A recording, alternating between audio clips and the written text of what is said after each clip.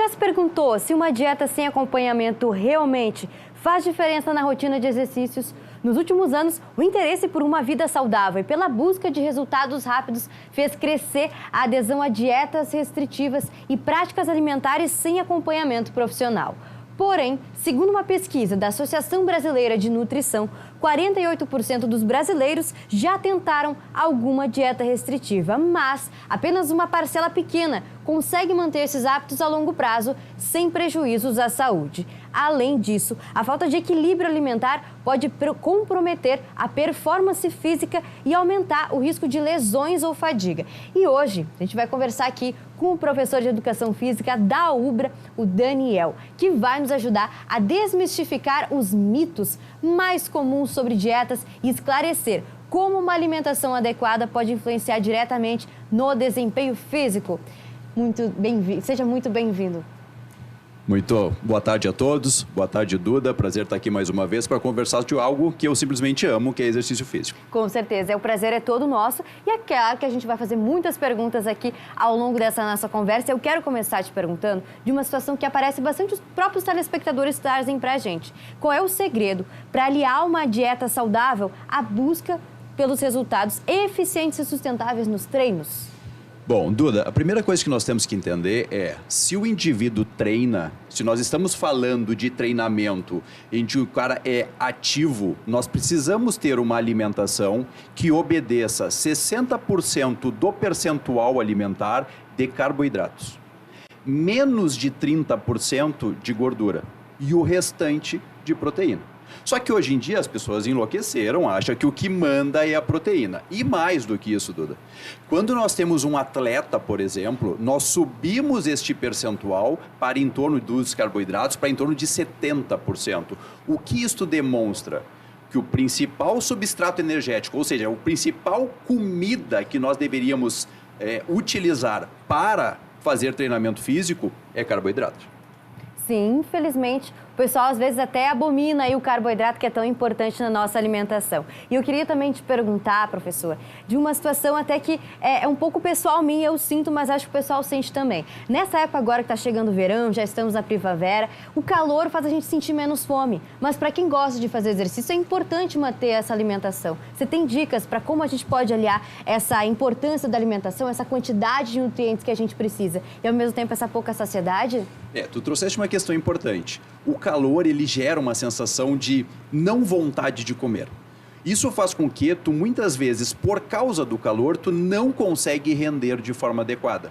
Então, nós temos que ter consciência de que nós precisamos continuar utilizando uma determinada quantidade de carboidratos, gorduras e proteínas suficientes para aquilo que nós estamos fazendo. Ou seja, quem tem que trabalhar com isso é o nutricionista. Então, muitas vezes eu vou encaminhar a pessoa ao nutricionista porque este cara vai obedecer qual é o nível de treinamento que eu estou passando para ele. Então, é necessário que nós tenhamos esse controle. Por quê?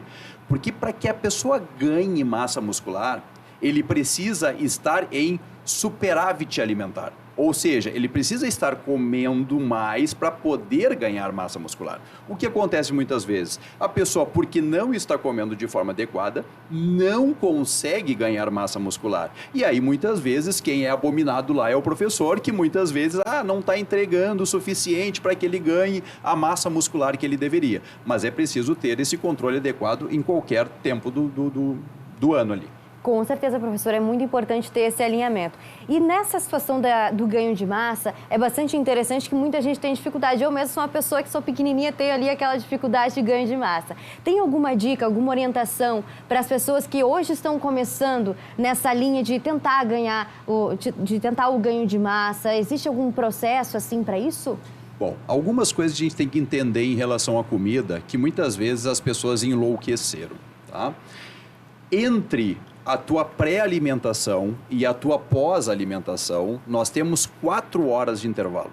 Ou seja, se o indivíduo comeu ao meio-dia, ele pode treinar neste intervalo e voltar a comer às 4 horas da tarde.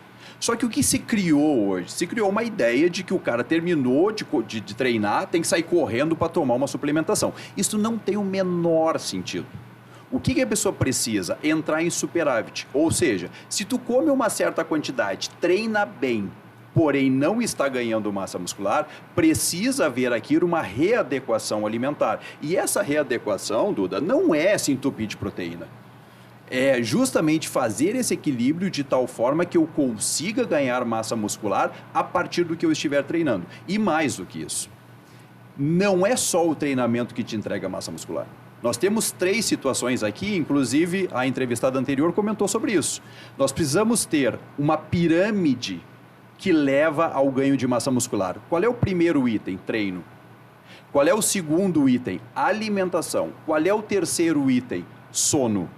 Se eu não tiver um equilíbrio adequado entre essas 3 pontas, a pessoa não consegue desenvolver de forma adequada. Então, muitas vezes a pessoa treina bem, se alimenta bem, mas dorme mal. Tem dificuldade em ganhar massa muscular. A pessoa treina bem, dorme bem e se alimenta mal. Tem dificuldade em ganhar massa muscular. E o pior, então, é se treina mal e faz tudo mal. Aí a coisa não acontece, tá? Exato. E, professor, além de todos esses itens super importantes da pirâmide, a hidratação, como é que ela entra? A ingestão de água, como é que entra? Tanto para o ganho de massa quanto a pessoa que quer emagrecer. Tá. Quando a gente pensa em hidratação, nós deveríamos fazer um cálculozinho bem simples. São 35 ml por quilo de peso corporal. O que isso leva? O cara tem lá 60 quilos, tem que tomar em torno de 2 litros e 100 ml por dia. O cara tem 70 quilos, 2 litros e meio por dia. Tá? Então, essa é a ideia de hidratação. Porém, Duda, quando a pessoa é submetida a exercício físico, existem algumas questões que nós precisamos analisar. Primeiro, a cada 15 minutos de um treinamento moderado e intenso, nós deveríamos tomar em torno de 250 ml de água. Cada 15 minutos. Por que isso, gente? Porque se eu começar a desidratar em treino, se eu perder mais do que 1% do meu peso corporal por causa da água, eu acabo tendo limitação de rendimento. Se eu chegar a 2%, a limitação é importante. Se eu chegar a 4%, é risco. Ou seja, esta hidratação precisa ser importante. E mais do que isso, Duda, a água não é ir lá e tomar água. Nós precisamos ter um controle, porque a água, para ser bem administrada, ela precisa estar entre 5 e 15 graus. Muitas vezes a pessoa vai lá treinar e acha que a água tem que estar em temperatura ambiente. Isso não é verdade. A água tem que estar mais fria do que a temperatura ambiente para que ela seja bem administrada. Então, é importante. Às vezes, a pessoa chega na academia e o que tem lá? Tem uma balança. Aquela balança não mede o quanto tu perdeu de peso do início para o final do treino lá em termos de gordura. Isso não existe. O que é medido ali? O quanto a pessoa desidratou. Então, se eu peso antes e peso depois, a única coisa que aquilo ali está me indicando é quanto eu perdi de água. E se esta perda for superior a 1%, eu comecei a ter perda de rendimento. Se essa perda for superior a 2%, pior ainda. Ou seja, é necessário que nós levemos até a academia ou utilizemos lá essa água para que a gente possa ficar se hidratando e não perder capacidade de rendimento. Tudo é sobre equilíbrio, né, professor? E até aproveitando, então, queria te perguntar, né? Muitas pessoas, elas começam já na academia, agora virou uma moda positiva que o pessoal está começando a treinar, mas é importante ter esse acompanhamento. O que você vê de riscos e até mesmo exemplos que você tenha visto no seu dia a dia? Quais os riscos que uma pessoa pode ter começando a fazer o exercício sem nenhum tipo de acompanhamento? Bom, existem várias questões que nós precisamos pensar. A primeira delas, se a pessoa não se hidrata de forma adequada, e nós estamos pensando em torno de 500 ml até 1 hora antes de iniciar o treinamento, eu posso correr o risco de ter uma desidratação em treino. A segunda situação importante, para quem mora aqui no Rio Grande do Sul, o Rio Grande do Sul ele é muito úmido. Então, o que acontece? Existe uma grande quantidade de moléculas de água voando. Quando nós suamos para tentar refrescar este corpo, esta água que escorre não gera refresco nenhum. Só vai refrescar o corpo a água que evapora. Só que se tem muita água no ar, a água tem dificuldade de evaporar. Então eu começo a perder cada vez mais água, eu começo a ficar cada vez mais desidratado e quanto mais desidratado eu tiver, nós precisamos entender que o nosso corpo é praticamente 75% água.